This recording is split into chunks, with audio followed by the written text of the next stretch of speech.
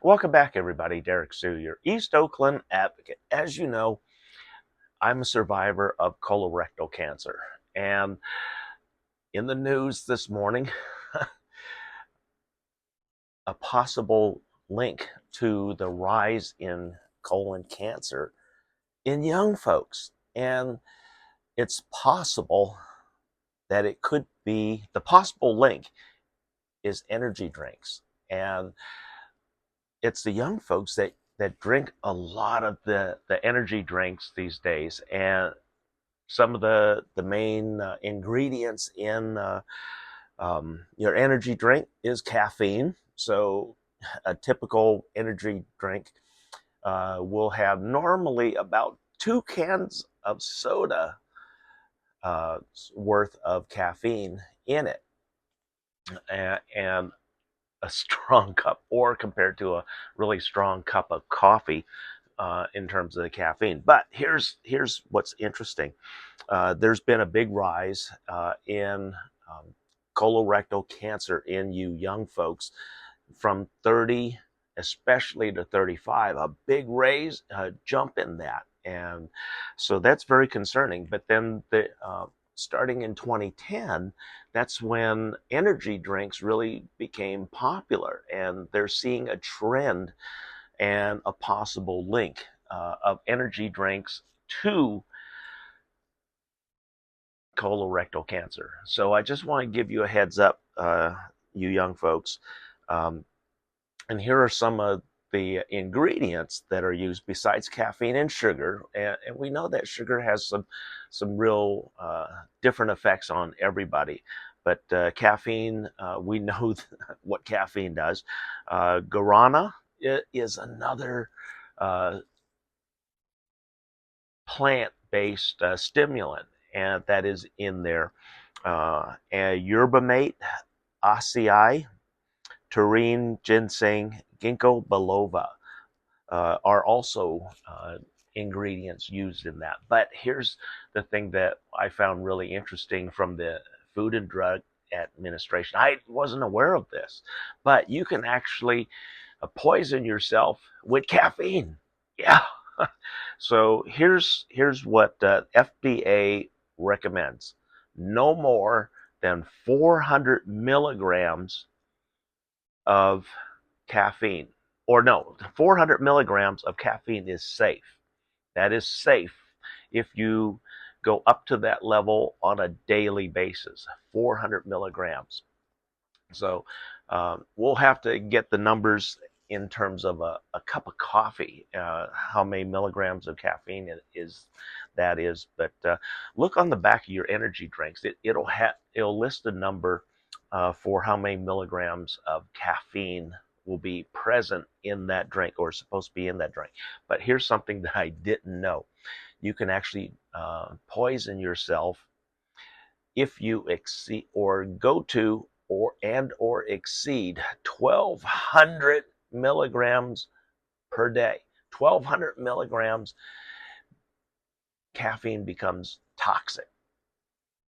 So I know I never drank that much coffee in my coffee days. I loved my coffee. They were really strong, but I limit my coffee intake to no more than 3 large cups.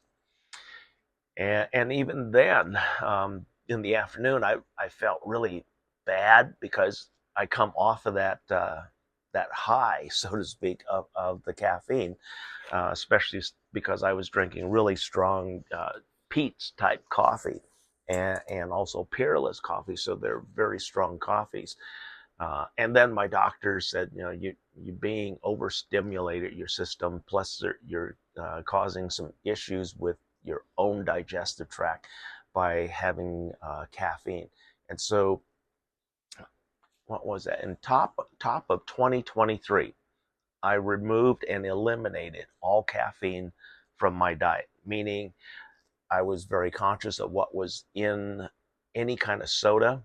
Uh, so I made sure that I bought drinks that had no caffeine, and it said on the label, no caffeine.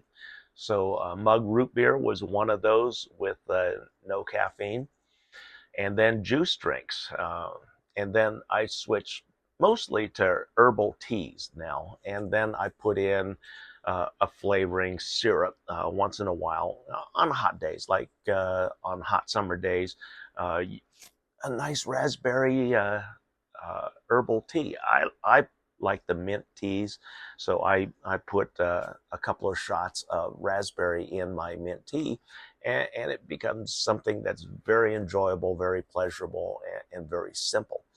Uh, but removing caffeine can lower your could possibly lower your risk of contracting colorectal cancer, and um, I highly recommend, if you are an energy drink user or a lot of it, that you uh, check with your primary care doctor and perhaps even suggest and ask about getting pre-screened for colorectal cancer. The tests aren't that expensive. In fact, uh, in most cases, they're free of cost for the screening.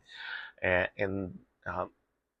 if it comes back negative, wait a few years, ask for another one, or 5 years, 1 to 5 years. For myself, I get every year I have tests run on me, and then I just recently had a full um, uh, DNA test to see if I was um, uh, I could possibly contract any other type of cancers. And the screening test came back negative on over 40 different types of cancers. So I'm glad that I don't have any significant markers that say I'm predisposed to contracting something.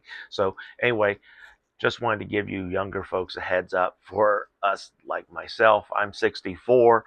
It doesn't matter now. I've cut out all caffeine drinks. I feel much better with it, without the caffeine, and um, I've removed all alcohol from my diet. Also, I haven't had alcohol in in my system since 2015, after my colorectal surgery. That's because the treatment, the chemotherapy, changed my taste buds. And now everything with alcohol on it has a strong metallic taste to it, so it's not enjoyable. I can't. Red wine, I can maybe get by with that, but it's still not pleasurable. And if you look at the cost of a bottle of wine these days, it's not worth it.